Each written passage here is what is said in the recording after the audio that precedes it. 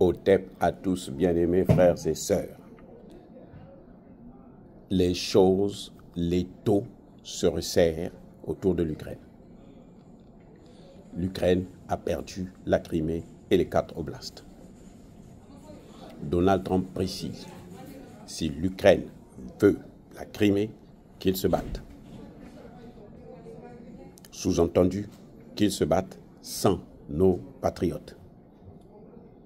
Ce qui revient à dire que la Russie va prendre encore plus de territoire en dehors des 4 oblasts.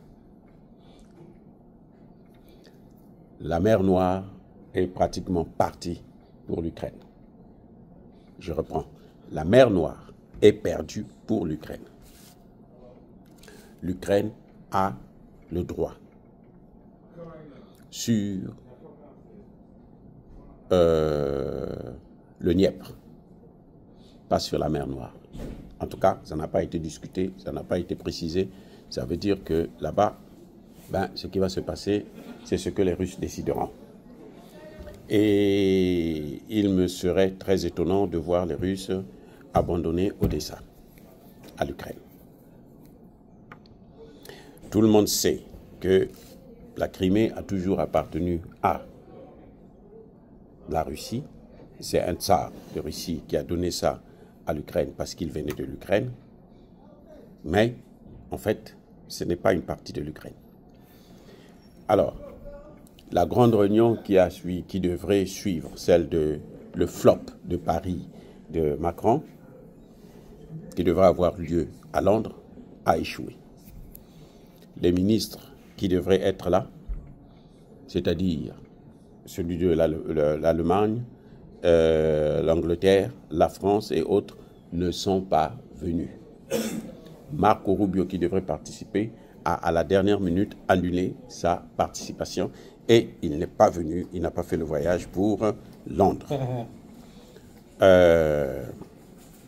Zelensky, lui, il est allé en Afrique du Sud. Chercher quoi? Je n'en sais rien. C'est lui qui passe son temps avec Emmanuel Macron pour déstabiliser l'Afrique et il va en Afrique du Sud et il croit obtenir le soutien là-bas. Zelensky refuse de céder la Crimée.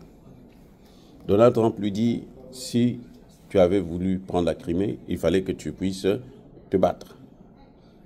Il fallait se battre pour ça. Tu t'es battu, tu n'as rien pu faire, tu n'as pas pu reprendre la Crimée. Aujourd'hui, nous, on te dit, nous voulons la paix, alors laisse la Crimée, laisse les 4 oblasts. La seule chose, la seule concession qu'on donne à Zelensky, c'est l'entrée dans l'Union européenne. Encore, cette entrée dans l'Union européenne se fera dans plusieurs années. Or, l'Union européenne, c'est bien, l'Union européenne est en train d'être détruite par le même Donald Trump. Donc, Zelensky n'aura rien. Vous savez que Donald Trump n'a jamais reconnu l'Union européenne. Il n'a jamais parlé avec Ursula von der Leyen. D'ailleurs, il vous dit qu'il n'a même pas son numéro de téléphone. Donc, elle n'existe même pas pour lui.